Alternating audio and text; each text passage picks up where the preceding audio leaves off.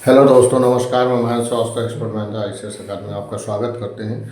छात्रों, मेरी क्लास चल रही है उत्तर प्रदेश के प्रमुख पर्यटक एवं धार्मिक स्थल। पर्यटक में जैसे कि ऐतिहासिक स्थल और और धार्मिक स्थल जो पर्यटकों द्वारा आकर्षित करे जाए। आगे इसका जो है उत्तर प्रदेश का प्रमुख ऐतिहासिक स्थल के बारे में क्लास चल रही है, जिसमें से भाग 8वां आज चल रहा है। 8वां भाग है चंदावर। एक स्थान चंदावर है जो कन्नौज में है। कन्नौज में इटावा के मध्य के बीच में पाया जाता है, मतलब चंदावर स्थान है। और ये ऐतिहासिक स्थल में बहुत ही फेमस रहा है। और यहाँ पर 1194 ईस्वी में कन्नौज के गढ़वाल नरेश जयचंद ने मोहम्मद गौरी को पराजित किया था, युद्ध में पराजित किया था। आगे चुनार गंगा नदी तट पर बिंद पहाड़ी क्षेत्र में, यानी जनपद मिर्जापुर में है चुनार। ये भी बहुत फेमस रहा है और ये जनपद मिर्जापुर में स्थित है। चुनार से भारत के पूर्वी क्षेत्र पर नियंत्रण रखा जाता था, जो उस समय जो शासक हुआ करते थे।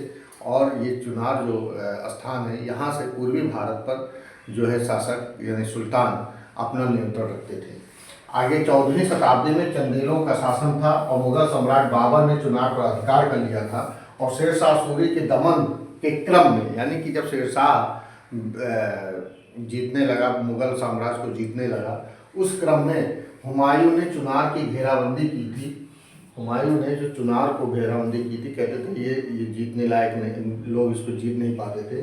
उस पीरियड में, उस समय जो शेरशाह सूरी था, वो इस पर अपना अधिकार स्थापित कर लिया था, यानी इस पर अपना अधिकार स्थापित कर लिया था। और यहाँ दुर्ग में विक्रमादित्य निर्मित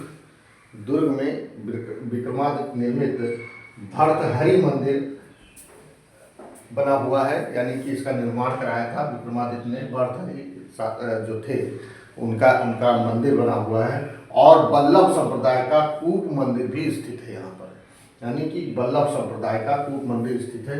यानी सबसे महत्वपूर्ण है यहाँ दुर्ग में विक्रमादित्य भर्तृहरि मंदिर है, जो विक्रमादित्य द्वारा निर्मित किया गया था, बनाया गया था। और बल्लभ संप्रदाय के कूप मंदिर भी स्थित है यहाँ पर। आगे जौनपुर क्या है? जौनपुर जो है, इसकी स्थापना फिरोज शाह तुगलक ने 1358 ईस्वी में मोहम्मद तुगलक उर्फ जौना खां के सम्मान में किया था। इसकी स्थापना, इस राज्य की स्थापना की थी, इस स्थान की स्थापना की थी।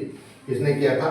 फिरोज शाह तुगलक ने 1358 ईस्वी में मोहम्मद तुगलक उर्फ जौना खां के सम्मान में इसकी स्थापना की थी। और तुगलक वंश के पतन के समय में, यानी तुगलक वंश के पतन के समय में, यहाँ जौनपुर मलिक हुसैन सरकी के नेतृत्व में यह स्वतंत्र हो गया था। यानी कि मोहम्मद तुगलक के समय में ये जो जौनपुर था, ये जौनपुर के जो मलिक हुसैन सरकी थे, इनके नेतृत्व में स्वतंत्र हो गया था राज्य। और यहाँ पर सरकी सल्तनत की स्थापना हुई थी।